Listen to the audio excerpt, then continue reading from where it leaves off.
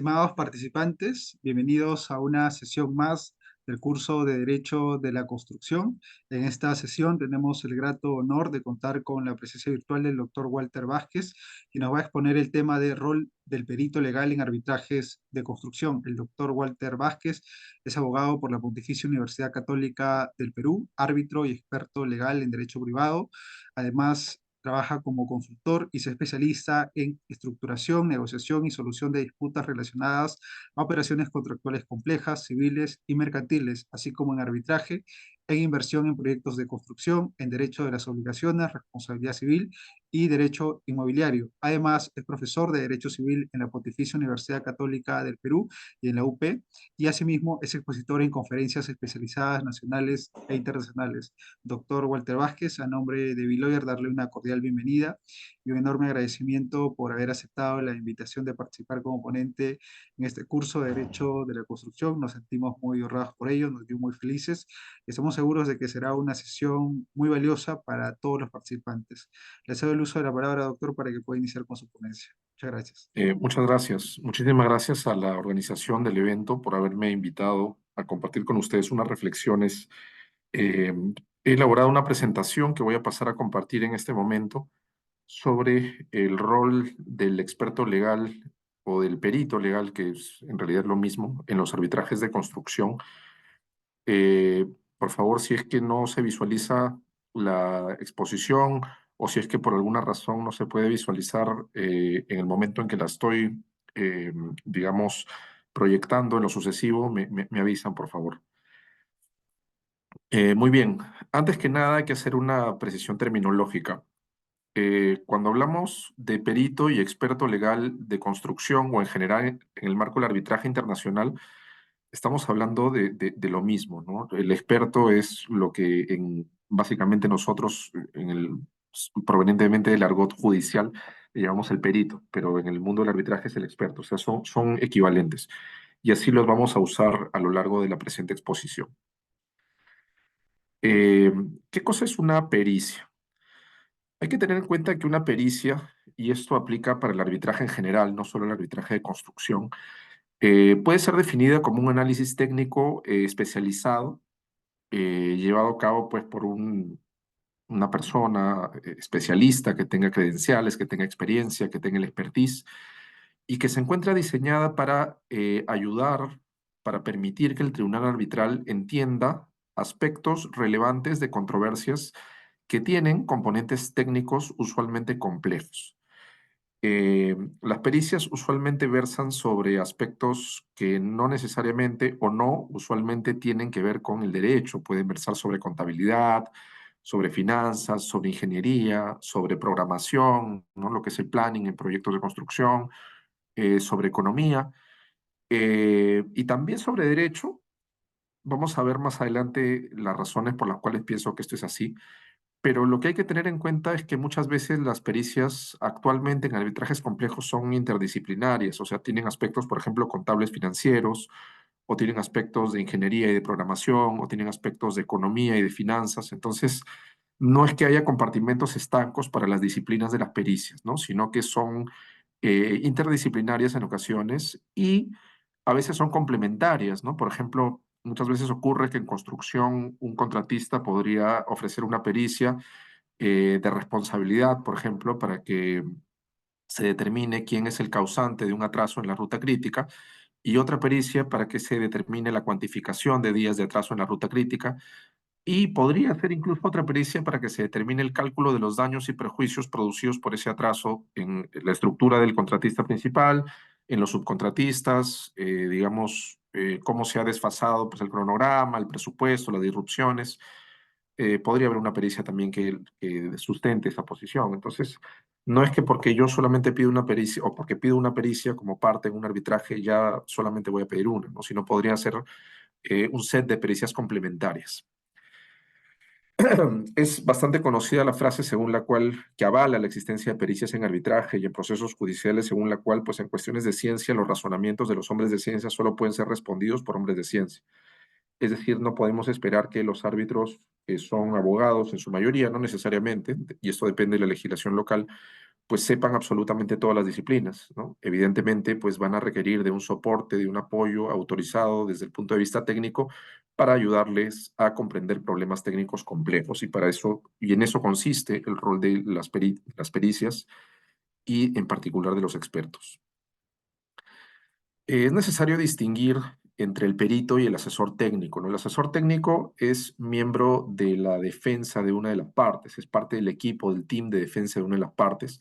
De repente es un abogado, pero está alineado con los intereses de una de las partes. Mientras que el perito, como veremos posteriormente, tiene requisitos de imparcialidad, tiene requisitos, pues, de independencia, pero a su vez su informe o la pericia o el resultado de su labor deriva en un medio, en un entregable que tiene valor probatorio, en un medio probatorio, que puede causar mayor o menor convicción al juez, pues eso se discutirá posteriormente, pero se trata de un medio probatorio. En cambio, las alegaciones de un asesor técnico pues no tienen este valor, no tienen este valor. ¿Qué hace exactamente un experto en el mundo del arbitraje? Hay que tener en cuenta que en los arbitrajes, incluyendo evidentemente los arbitrajes de construcción, los expertos no resuelven pretensiones. Muchas veces hay problemas y muchas veces, digamos, los tribunales miran con mucho recelo las pericias de expertos porque los expertos tratan de subrogar o tratan de reemplazar o tratan de decidir por el tribunal. En realidad, los expertos no resuelven las pretensiones a cargo del tribunal. Los expertos lo que hacen es evaluar cuestiones técnicas relevantes, que son conducentes, que son relevantes, que son, digamos, están orientadas a dar elementos de juicio al tribunal para poder resolver las pretensiones de las partes. Y los expertos opinan en base a su experiencia y conocimiento, ¿no? Por ejemplo, un experto podría determinar en su opinión cuántos días impactó el evento X en la ruta crítica del cronograma a cargo del contratista. Con eso no está resolviendo una pretensión, pero sí está dándole un parámetro de cálculo, por ejemplo, de los costos indirectos variables que va a tener que resarcir si es que fuese responsabilidad del comitente, el comitente al contratista, ¿no? Porque ya tienes ese punto de referencia que es los días de impacto en la ruta crítica del contratista provocadas por el evento que es de responsabilidad del comitente. Entonces, el experto no está decidiendo una cuestión controvertida, no está decidiendo una cuestión de las partes o una pretensión de las partes, pero sí está dándole un input al árbitro necesario o al tribunal necesario para decidir esa controversia. Se discute sobre si el rol de los peritos o en el marco de las pericias es revisar data voluminosa o data técnica, por ejemplo, partidas contables. Muchas veces los árbitros no tienen, digamos, entre comillas, el tiempo, la disposición o el expertise para revisar información técnicamente compleja. Pues en principio los árbitros deberían tener inmediación con los medios probatorios, o sea, los árbitros deberían revisar la información, deberían, pues si ellos no lo pueden hacer directamente, deberían tener un equipo que les permita entender correctamente esta información que forma parte de los medios probatorios.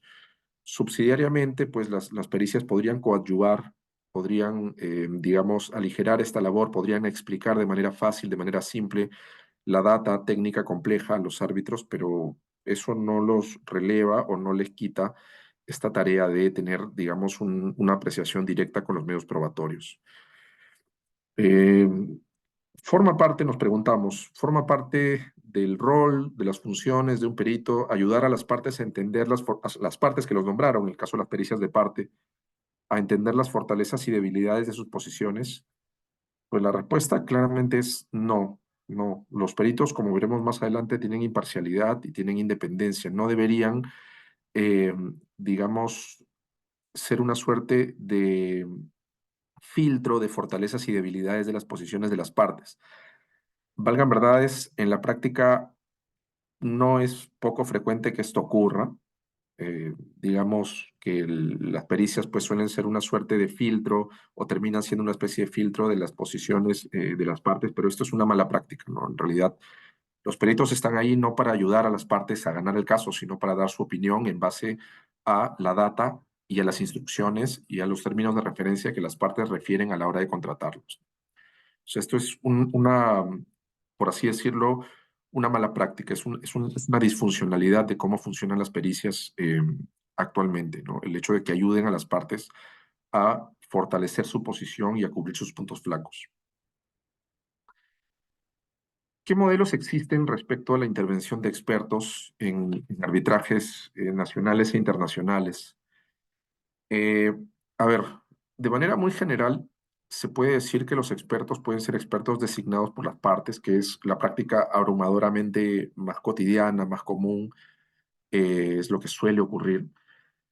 También, digamos, las leyes de arbitraje comparadas y también los reglamentos arbitrales de los diversos centros contemplan la posibilidad de que existan expertos designados por el tribunal arbitral, si es que no les genera al tribunal convicción ninguna de las posiciones de las partes, o si el tribunal lo considera oportuno, podría nombrar un experto, un perito de oficio. No es común. Supuestamente en el civil law se designan más peritos de oficio que en el common law, pero esto es muy relativo, ¿ya? En el arbitraje internacional es bastante escasa la designación de peritos de oficio. Está regulada la figura, está permitida, sí, pero no es digamos, mayoritaria. Su uso no está difundido, o por lo menos no lo está tanto como si está difundido el hecho de que el experto sea designado por las partes, ¿no? Eh, ¿Cuáles son las diferencias entre una y otra, entre uno y otro modelo de intervención de los expertos? Pues en realidad hay semejanzas y diferencias, ¿no? Mientras que, o sea, por ejemplo, en ambos casos, tanto la pericia de oficio como la pericia de parte, pues los peritos tendrán que actuar con imparcialidad y con independencia. En ambos casos, usualmente la recusación debería proceder solamente si el perito es de oficio. Se duda, y lo vamos a ver posteriormente, sobre si se puede recusar un perito de parte.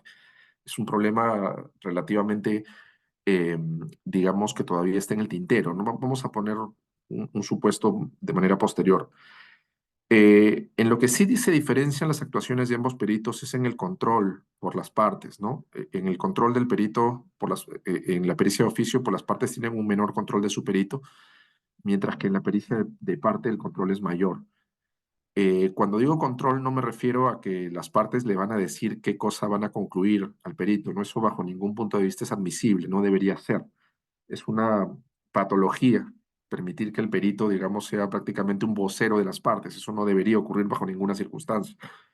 Cuando hablo de control, me refiero a los puntos que vienen posteriormente. Por ejemplo, ¿quién decide sobre si en un arbitraje debe estar presente un perito o un experto?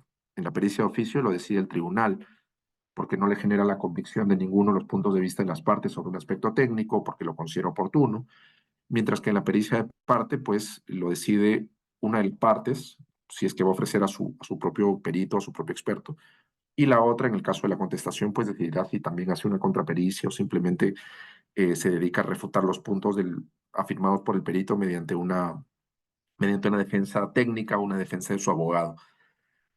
Además de ello, el control en la pericia de parte es mucho mayor eh, por las partes. ¿Por qué? Porque las partes pueden darle al perito instrucciones o premisas, pueden darle términos de referencia, pueden hacerle, por ejemplo, preguntas específicas para acotar la respuesta del perito.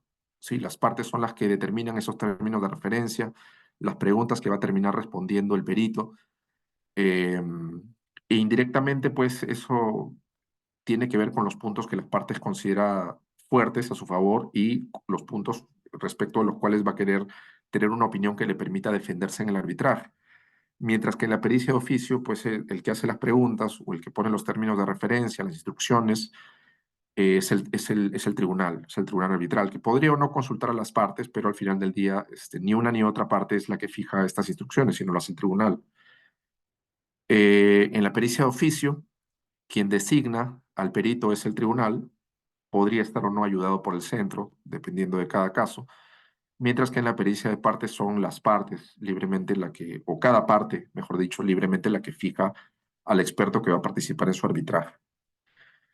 Otro aspecto en el cual divergen ambos modelos de pericias es en la posibilidad de programar reuniones preparatorias en las cuales se haga, por ejemplo, un simulacro previo al interrogatorio del perito.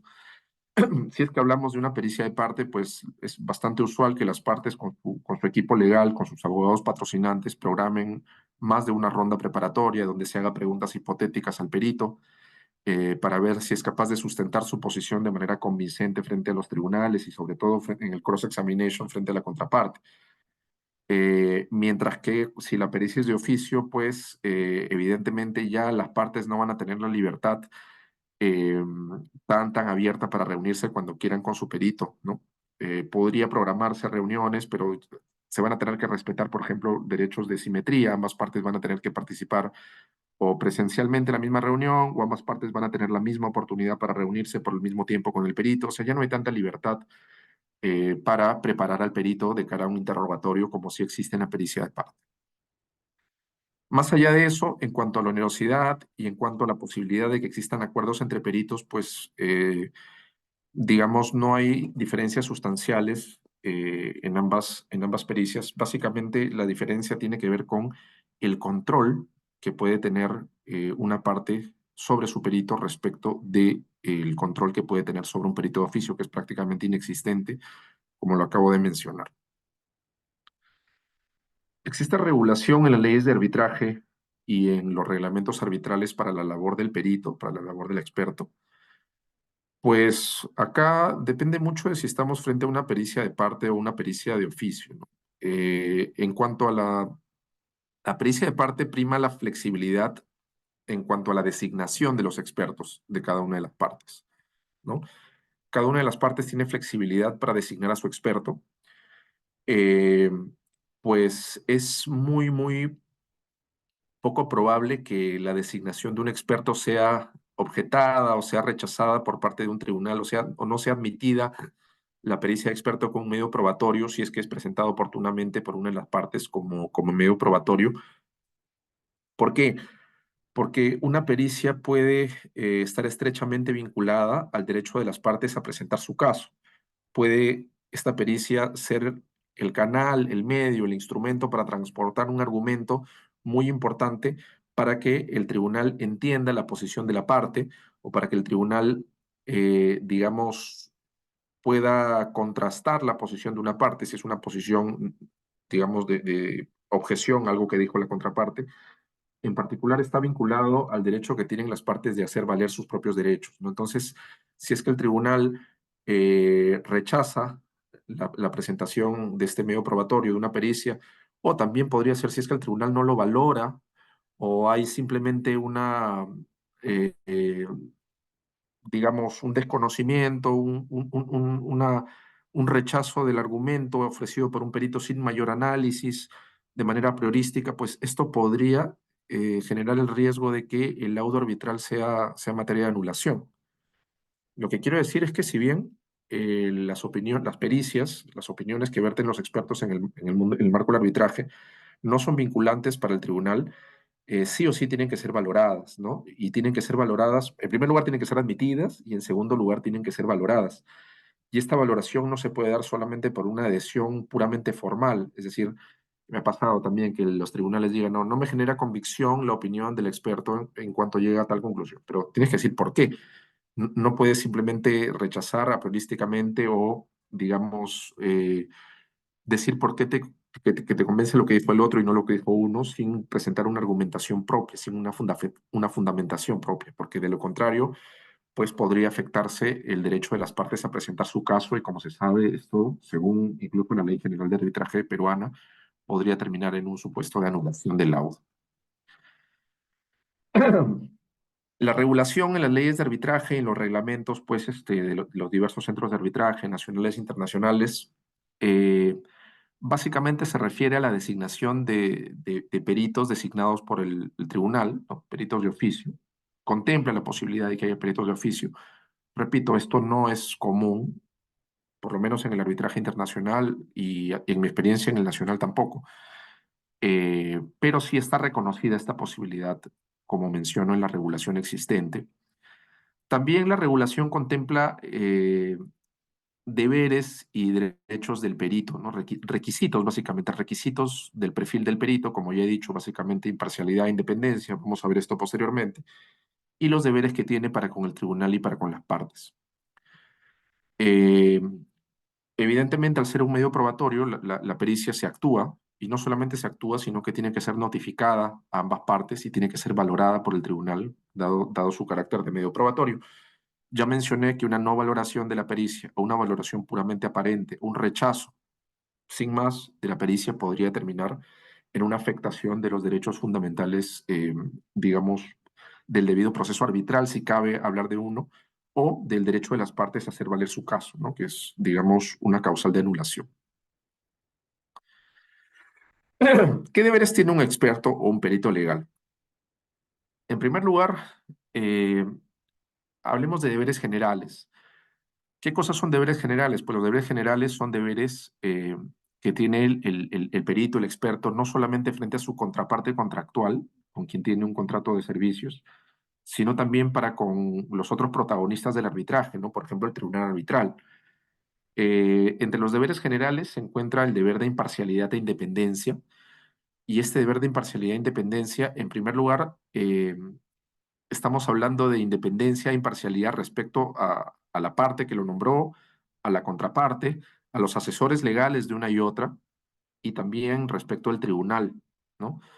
Se trata de deberes que son continuados, ¿no? ¿Qué quiere decir que son continuados? Pues quiere decir que están presentes desde el momento de la designación del perito y tienen que estar presentes de manera sobreviniente hasta la terminación de la participación, pues, de estos especialistas en el arbitraje.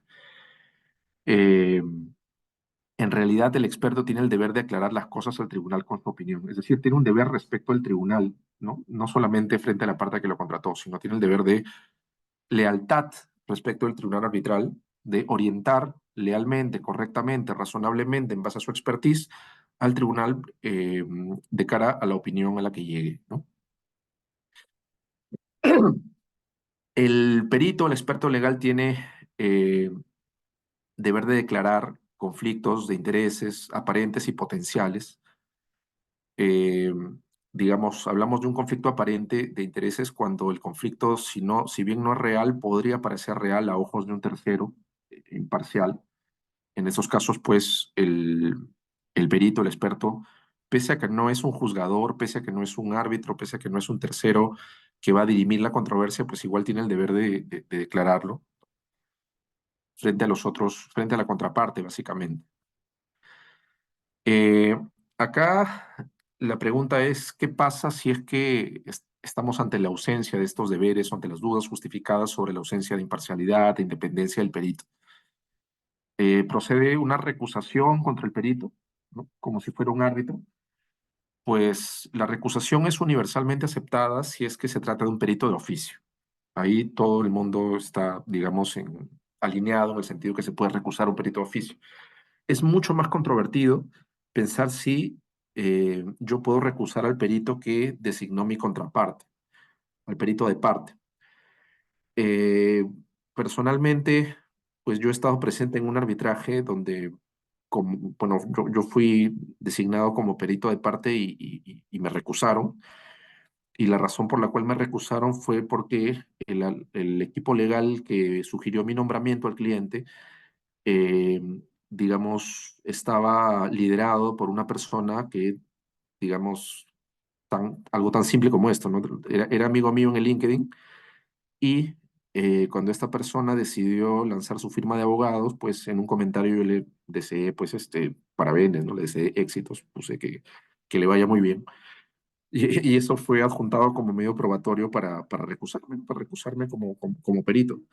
Entonces, en esa oportunidad, en un arbitraje nacional que fue administrado por la Cámara de Comercio de Lima, pues el árbitro único lo que dijo era pues que evidentemente eso, o sea, no refutó la existencia de una recusación en el marco de un peritaje de parte. O sea, no estuvo en contra de la figura de la recusación, pero sí consideró pues que evidentemente no había ningún mérito para la recusación porque pues el hecho de interactuar en LinkedIn era una interacción normal de dos profesionales en su medio profesional, o sea, digamos, relacionándose profesionalmente. Evidentemente esa recusación no tuvo suceso. ¿Ok? Lo que sí podría pasar si es que existe una ausencia o un peligro evidente de falta de imparcialidad o de falta de independencia por parte del perito, lo que sí puede pasar es que el tribunal arbitral, pues, justificadamente, ¿no? Motivadamente, simplemente no le cause, digamos, convicción, lo dicho por el perito, no le genere convicción, pero no es que no le genere convicción simplemente porque no le gustó lo que dijo el perito, sino porque hay dudas razonables sobre su imparcialidad y así tendría que estar motivado, ¿no? Esto no es lo mismo que recusación. ¿Por qué? Porque se está aceptando la incorporación del medio probatorio al arbitraje, pero la valoración que se le da es una valoración eh, negativa por las razones que he mencionado. O sea, en la práctica, esta es la consecuencia de la falta de imparcialidad de independencia en la labor del perito, no tanto la recusación. La recusación del perito de parte pues debería ser algo, eh, digamos, en todo caso que no exista, no solamente probablemente para para el perito de oficio, pero aun cuando exista la figura, pues en realidad el remedio o la consecuencia más idónea debería ser simplemente la valoración negativa por parte de los árbitros. Eh, un requisito general por parte de los peritos o de los expertos es que tengan expertise y experiencia en el asunto discutido. Pues en el marco de la construcción es evidente que si estamos ante una pericia legal, el abogado, o si estamos ante una pericia técnica, pues el ingeniero o el economista haya participado como perito, ¿no? Anteriormente en arbitrajes. Esa es la experiencia relevante. Por ejemplo, si yo me he dedicado toda mi vida, por ejemplo, al derecho, no lo sé, tributario, y de buenas a primeras decidí que quiero ser perito en construcción, probablemente no tenga las cualificaciones de experiencia que me permitan pronunciarme idóneamente sobre la materia controvertida. Ahora, valgan verdades, ¿quién verifica esa experiencia?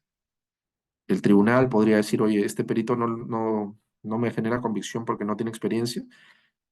eh, el tribunal existe, porque muchas veces también varios clientes me han consultado esto, ¿no? ¿Qué se necesita para yo poder nombrar a alguien como perito? O sea, el perito al que yo nombre en un arbitraje, por ejemplo, si es un contador, tiene que estar inscrito en algún registro, en una nómina de peritos, tiene que tener colegiatura vigente, tiene que tener, digamos, pertenecer a alguna asociación. Por ejemplo, si fuese, no sé, un project manager, ¿no? Tendría que estar adscrito al PMI, por ejemplo, necesariamente para poder nombrarlo como perito. Pues en realidad, en las pericias de parte, esto depende casi al 100% de lo que a las partes les genere convicción, lo que les haga sentir confortables con la posición de este profesional. En el fondo, estas calificaciones, esta experiencia, esta expertise, la verifican básicamente las partes, ¿no? eh, la contraparte no puede objetar la pericia por esta causa. En la pericia de oficio sí, probablemente sí, de todas maneras, pero no en la pericia de parte. Claro, evidentemente, volvemos al asunto anterior, ¿no? Si yo toda mi vida he estado viendo problemas de tributario y nunca he visto pues un contrato de construcción llave en mano, o nunca he visto un proyecto pues BOOT de concesión de infraestructura o de servicios públicos, y ahora la pericia es precisamente sobre eso, probablemente lo que yo le diga al tribunal pues no le va a generar mucha convicción. Entonces, esa es la consecuencia práctica de adolecer de las características de la expertise, de la experiencia, ¿no? Pero no se puede objetar la participación del perito de parte por estas causales, sí del perito de oficio, ¿no? Hay que bifurcar y hay que distinguir ambas figuras para aplicarle los efectos jurídicos correspondientes.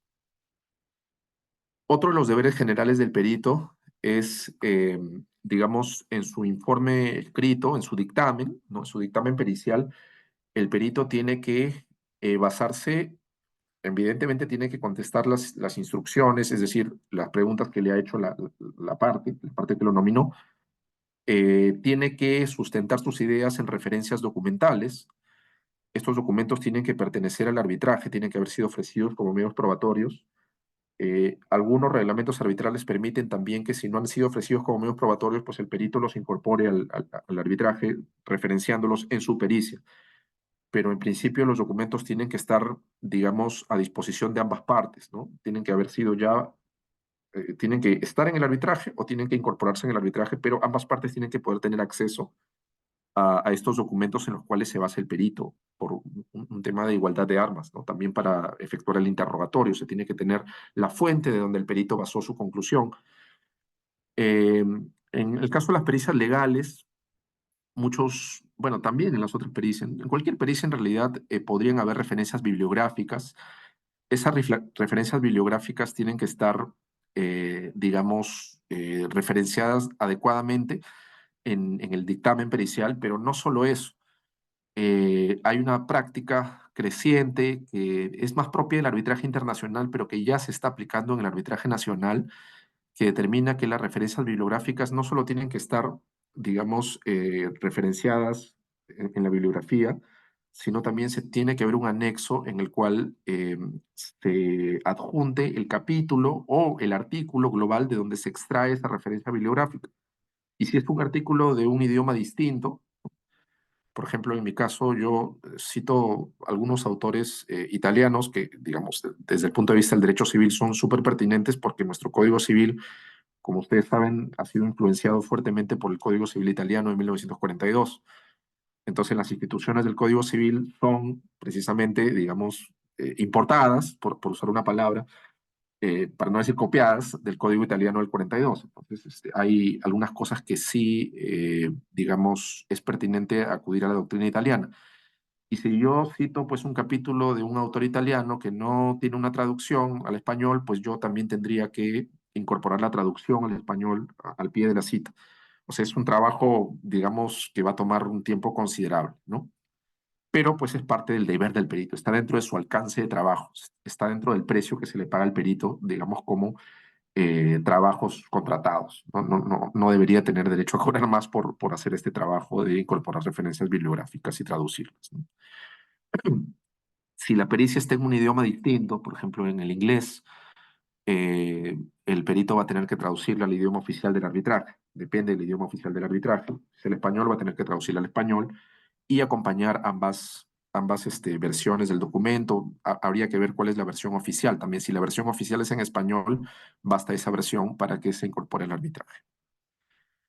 Otro deber del perito es no tener interés en el resultado del arbitraje. ¿Sí? Por ejemplo, en este arbitraje que les había mencionado que me recusaron por felicitar a un abogado en el LinkedIn porque abrió su firma de abogados, la otra parte también dijo que el perito no, que el perito, digamos, exhiba su contrato de servicios y que exhiba las facturas que recibió para ver si no tiene un fidéxito. Pues es obvio que no tenía un fidéxito. Pues un fidéxito es un abogado patrocinante sí podría tener un fee, un bono de éxito. ¿Por qué? Porque, digamos, eso alinea los intereses con los intereses del cliente. Es decir, le hace esforzarse mucho más en ganar el caso. ¿Por qué? Porque tiene el interés en conseguir un porcentaje respecto, por ejemplo, del monto recuperado. Ya un perito no podría tener un fee de éxito, un bono de éxito, porque le haría tener un interés económico en el resultado del arbitraje. Evidentemente no tuve ningún problema en ofrecer mi contrato y en ofrecer mis facturas porque no había, yo sé que no se puede pactar un fidéxito en el marco del arbitraje, ¿no? Otro deber que tienen los peritos es el deber de confidencialidad. Por ejemplo, si yo soy perito legal y conozco un caso, porque el caso llegó a mis manos dado que un cliente me pidió ofrecer un dictamen y sustentarlo en el marco de un arbitraje, yo no puedo agarrar y poner ese caso con nombres y apellidos como un ejemplo en mi clase si yo soy docente universitario. Ahí estaría violando claramente el deber de confidencialidad y esa violación del deber de confidencialidad, pues al ser un incumplimiento contractual, podría frente a mi contraparte hacerme responder por los daños y perjuicios ocasionados.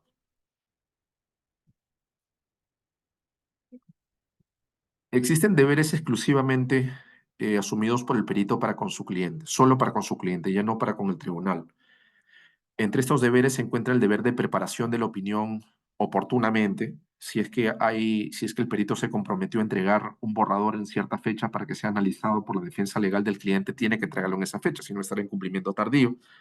Además, el perito tiene que pronunciarse sobre todos los aspectos solicitados en las instrucciones, no puede dejar sin responder una pregunta, si no será un cumplimiento parcial. En el marco de las pericias legales en construcción, una obligación no escrita del perito es escudriñar la lex artis, ¿no? Por ejemplo, si a mí me preguntan cómo debe interpretarse el artículo 1784 del Código Civil respecto a la carga probatoria que coloca la ley en cabeza del contratista para exonerarse de responsabilidad por ruina del bien. Para yo responder esa pregunta, si me preguntan cómo debe leerse la legislación, yo como perito tengo que leerme todo lo que se ha escrito en sede nacional sobre la legislación, desde la exposición de motivos, pasando, por ejemplo, lo que diría Max Schreiber, por ejemplo, lo que diría, no sé, pues Mario Castillo Freire, o sea, todo lo que se ha escrito al respecto, todos los tratados, manuales, artículos relevantes, jurisprudencia, ¿no? Laudos que sean pues de libre uso, porque los laudos también son confidenciales, yo tendría que escudriñar, tendría que planchar, para usar un término coloquial, Alex Artis, ¿no? Si no, no estaría desarrollando mi actividad de manera correcta. ¿Por qué? Porque si me piden interpretar la legislación local, sobre todo frente a un tribunal que no es nacional, sino es extranjero, yo no puedo darle mi opinión subjetiva, ¿no? Mi opinión, lo que yo pienso, lo que se me ocurre, lo que me hace más sentido, sin ver cuál es la posición dominante, ¿no? Sin conocer el saber preexistente, sin conocer qué ha dicho la doctrina precedente al respecto, ¿no? Entonces, eso también es una obligación implícita del perito. En el caso de las pericias no legales, por ejemplo, financieras, ¿no? Para calcular acciones, el valor de acciones, se tiene que aplicar la metodología que se le haya indicado al perito en las instrucciones, o la metodología que establece el contrato, o la metodología, pues, comúnmente aceptada, ¿no? Pero se tiene que aplicar una metodología, ¿no? No hay, y se tiene que explicar en qué consiste la metodología. Esto es uno de los aspectos sobre los cuales el perito está más expuesto en los cross-examination, en los interrogatorios, porque si logran cuestionar su metodología de manera exitosa, tu posición, tu conclusión, se va a caer como si fuese un castillo de naipes. Y eso es muchas veces a lo que apuntan los abogados, ¿no? A cuestionar las premisas, a cuestionar la metodología empleada por el perito para que la conclusión se caiga solita, ¿no? Básicamente esto ocurre solamente en las pericias, bueno, también podría ser en las pericias legales, pero básicamente en las pericias técnicas que tienen componentes de finanzas, de contabilidad y de economía. El perito también tiene el deber de comparecer, sustentar y defender su dictamen en la audiencia. Y los deberes de los peritos se integran por los deberes de conducta establecidos en los colegios profesionales de contabilidad, de economía, de finanzas o de derecho también, el colegio de abogados. Esto podría establecer deberes complementarios que tienen que respetar los peritos especialistas de cara a la sustentación de sus posiciones. En realidad, más allá, como dice Jiménez, autor español, más allá de lo que diga la ley, de lo que digan los reglamentos arbitrales, de lo que diga el contrato de servicios por el cual el cliente contrata al perito, eh, carambas, lo que debería motivar en mayor medida al perito a realizar un buen trabajo, un trabajo creíble, razonable, imparcial, independiente, pulcro, exhaustivo, no es, digamos, el hecho de que la ley lo obligue o el contrato lo obliga a ciertos deberes, sino que él tiene que proteger su reputación, ¿no? Los mejores expertos son aquellos que se preocupan por su credibilidad y su reputación, lo que induce a que adopten la posición que creen correcta basada en hechos sin perjuicio de lo que le puede interesar a la parte que le contrató. O sea, este debería ser el mejor incentivo para que un perito actúe correctamente, no el hecho de que pueda asumir responsabilidad por incumplimiento.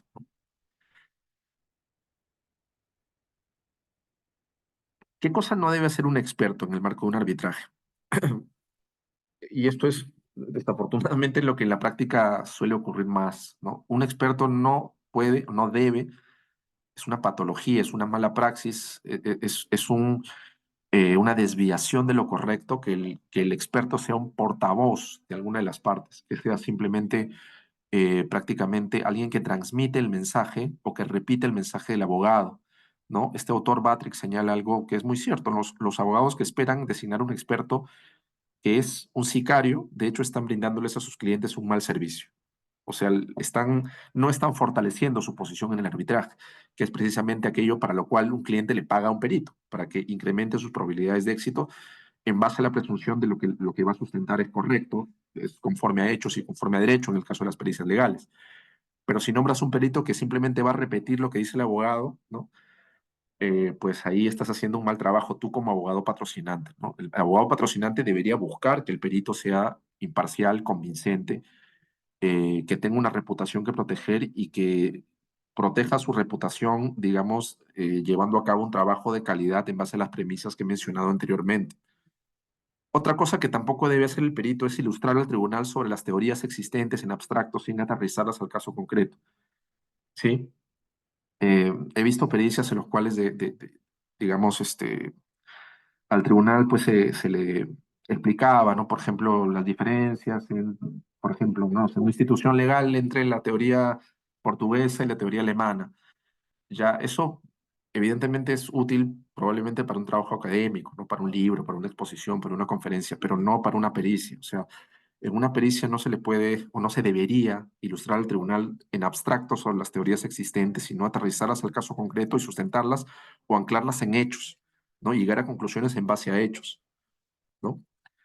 Otra cosa que no debe hacer el perito es prescindir de información relevante sin la debida justificación. O sea, un perito no puede hacer cherry picking, es decir, solamente tomar la documentación que le conviene al cliente y la que no le conviene no la tomas. No, eso es un incumplimiento de sus deberes, ¿no? Y evidentemente la consecuencia es que no se le va a generar convicción al tribunal. Eh, un perito no debería desdecirse o contradecirse sin un cambio de circunstancias.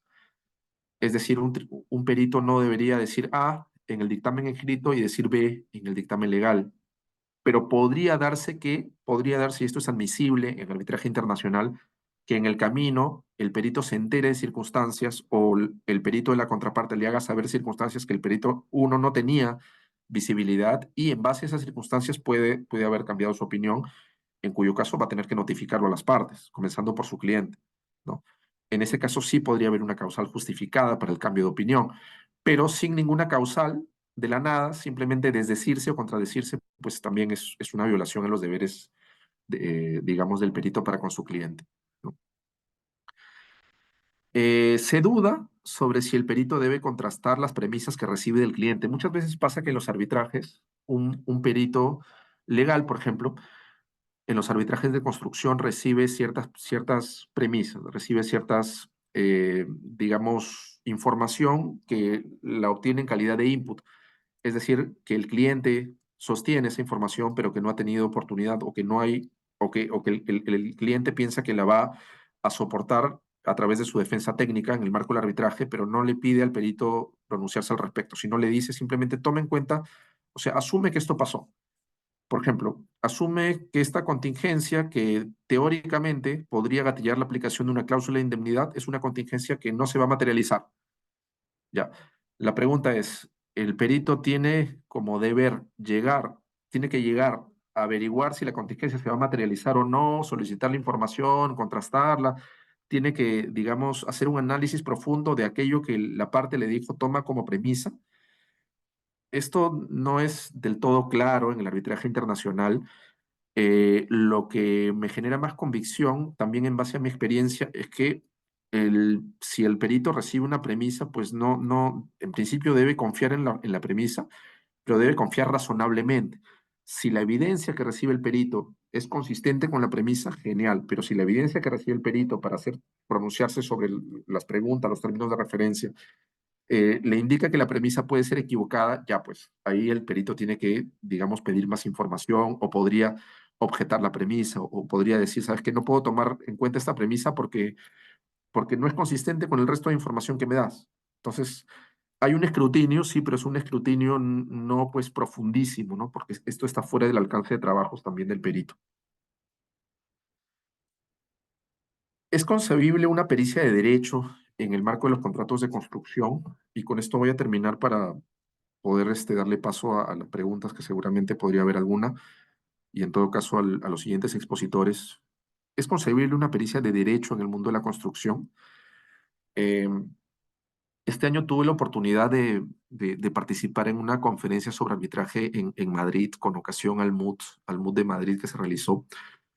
Eh, y un abogado que es un litigante de Miami, eh, que es un abogado bastante senior, bastante carismático, dijo una frase que me llamó muchísimo la atención. Él decía, el experto legal no debería existir porque los expertos legales son los abogados patrocinantes, es decir, los defensores de las partes. Entonces, ya eso como que elimina la necesidad de una defensa, o no una defensa, ¿no? Sino de la participación del perito legal. Evidentemente podrían haber peritos que no son legales, ¿no? Peritos, ya lo dije, ¿no? Contables, financieros, económicos, de programación, etcétera. Sin embargo, yo no estoy de acuerdo con esa postura. Yo pienso que la idea de una pericia legal en el mundo del arbitraje de construcción no siempre es necesaria, es correcto, no siempre es necesaria, pero sí hay escenarios en los cuales podría aportar muchísimo valor agregado para el tribunal y también para la parte que nombra el perito esta designación. ¿Cuáles son esos escenarios? Pues los que tienen frente a ustedes. Número uno, cuando el tribunal arbitral es un tribunal arbitral que desconoce el derecho local y el perito sí conoce el derecho local, ¿sí? ¿Cómo se interpreta, pues, qué sé yo, la ley 290? ¿Cómo se interpreta el artículo 1784 del Código Civil prevalecientemente en la doctrina peruana? ¿O cómo lo han interpretado los tribunales peruanos, ¿no? Hasta ahora? ¿Cuál es la interpretación prevaleciente? Porque tan importante como lo que dice la norma es lo que quiere decir, o sea, cómo debe leerse razonablemente esta norma. Y esta interpretación podría cambiar con el tiempo, ¿no? Entonces, si el tribunal no es familiar, podría ser incluso un tribunal del common law que no está acostumbrado, por ejemplo, a los códigos civiles, pues podría incluso dudar de cuál es el valor que se le asigna de cara a la interpretación del contrato al Código Civil. Entonces, ahí es un nicho para que un perito, un experto aporte valor agregado, un experto legal aporte valor agregado, si es que el tribunal desconoce las posturas sobre la interpretación del derecho local. Eh, otro nicho, otra razón por la cual se amerita la designación por una de las partes de un perito es cuando estamos frente a materias altamente especializadas o complejas, en la que precisamente la evaluación del experto aporta valor agregado. Eh, Esto básicamente o frecuentemente cuando los arbitrajes son o de puro derecho o, digamos, predomina el aspecto legal sobre el aspecto fáctico, porque cuando los arbitrajes son excesivamente fácticos, hay que tomar con pinzas la intervención del perito legal. ¿Por qué? Porque, digamos, el perito legal podría tener un entendimiento distinto de los hechos que la defensa de las partes, ¿no? Entonces eso podría confundir más al tribunal y ahí podría haber menos valor agregado, podría ser incluso perjudicial la intervención del perito. Eh, Evidentemente no va a haber nadie que conozca, o no debería haber nadie que conozca mejor el caso que el perito legal, perdón, que la defensa de la parte. El perito conoce básicamente lo que le han preguntado, ¿no? Y los aspectos relevantes prácticos que le permitan llegar a esa conclusión, pero no puede conocer o no debería conocer más los hechos que el abogado patrocinante. Otra razón que a mí me parece especialmente útil a la hora o por la cual se debe nombrar un perito es si mi contraparte en un arbitraje de construcción nombra un perito legal.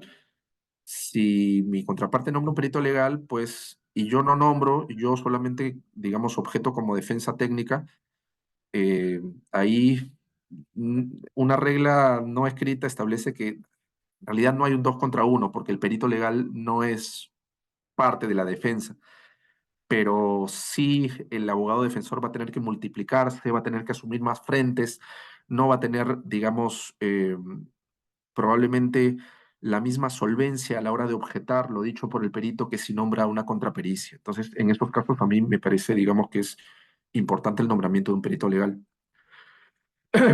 Y también, pues, como no, si el caso es extremadamente controvertido, pues un buen informe de experto puede inclinar decisivamente la balanza.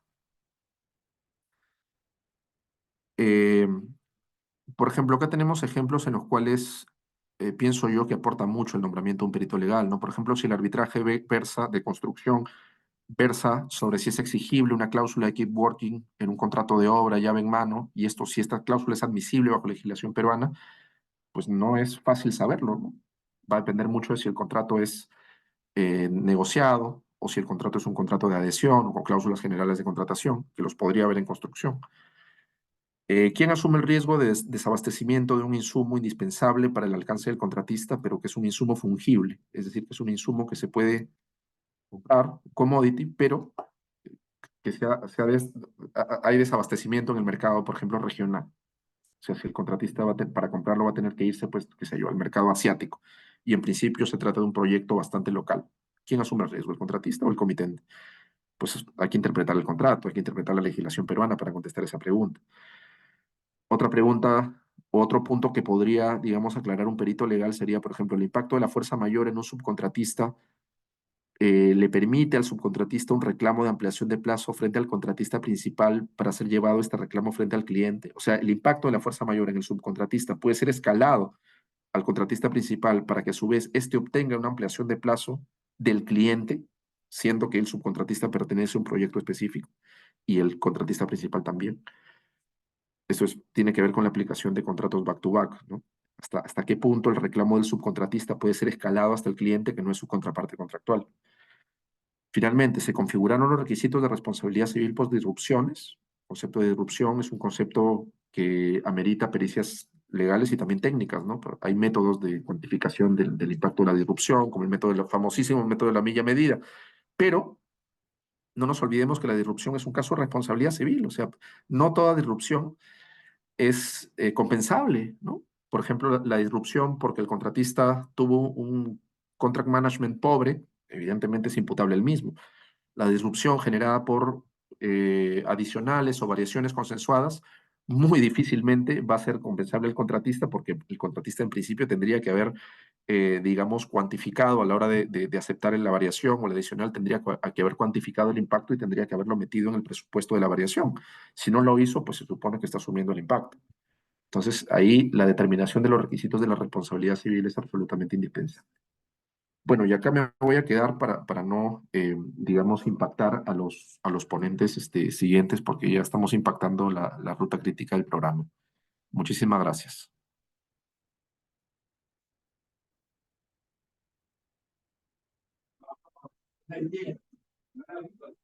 Muchísimas gracias, estimado doctor, por la excelente ponencia. Gracias por compartirnos sus tiempos, sus conocimientos.